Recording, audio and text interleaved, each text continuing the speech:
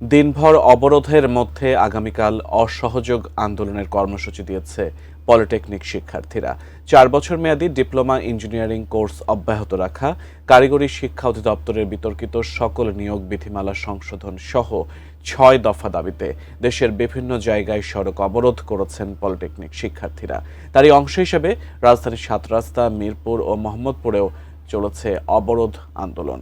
দাবি আদায় না হওয়া পর্যন্ত সড়কে অবস্থান চালিয়ে যাওয়ার ঘোষণা দিয়েছেন শিক্ষার্থীরা। সকাল 10টার দিকে রাজধানীর তেজগাঁওয়ের 7 রাস্তা মোড়ে অবস্থান নেন ঢাকা পলিটেকনিক ইনস্টিটিউটের শিক্ষার্থীরা। তারা ল্যাব সহকারীকে জুনিয়র ইনস্ট্রাক্টর হিসেবে পদোন্নতি, ডিপ্লোমা ইঞ্জিনিয়ারদের 10ম গ্রেডে নিয়োগ ও কারিগরি খাতে উপযুক্ত জনবল নিয়োগের দাবিসহ 6 দফা দাবিতে স্লোগান দেন। অ্যান্টিব্যাকটেরিয়াল অ্যাডিটিভ যুক্ত সেরা ওয়াটার ট্যাঙ্ক বিশুদ্ধ পানিতে ব্যাকটেরিয়া জন্মাতে দেয় না। আমরা গত 7-8 মাস যাবৎ আমাদের ডিপ্লোমা ইঞ্জিনিয়ারদের অধিকার রক্ষার আন্দোলন করছি, কিন্তু আমরা সরকারের পক্ষ থেকে কোনো রকম দৃশ্যমান পদক্ষেপ লক্ষ্য করিনি। বারবার আমাদেরকে এরকম ভুয়া আশ্বাস দিয়ে যাচ্ছে, সেই ভুয়া আশ্বাসে আমরা কখনোই কর্ণপাত হইনি, হবও না।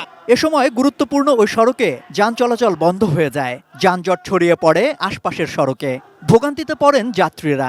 রাস্তায় যে বের জন্য হেঁটে যাচ্ছি, অনেক কষ্ট হচ্ছে। তো আমরা এর অবসান চাই। এমনি হাঁটতে পারি না, পায়ের সমস্যা, তারপরেও কষ্ট করে যাওয়া লাগতেছে হাইটে হাইটে। আমি রোজা রাখছি, আমি কয়েকবার ঘুরি পড়তে আছি, তারপরও আমি মেয়ের বাসার দিকে যাচ্ছি। পলিটেকনিক শিক্ষার্থীরা মিরপুর, মোহাম্মদপুরেও সড়ক অবরোধ করেন। শিক্ষার্থীরা বলেন, দাবিগুলো নতুন নয়, এর আগেও একাধিকবার এ নিয়ে আন্দোলন হয়েছে। এবার দাবি আদায় না হওয়া পর্যন্ত রাজপথ না ছাড়ার হুঁশিয়ারিও দেন আন্দোলনকারীরা।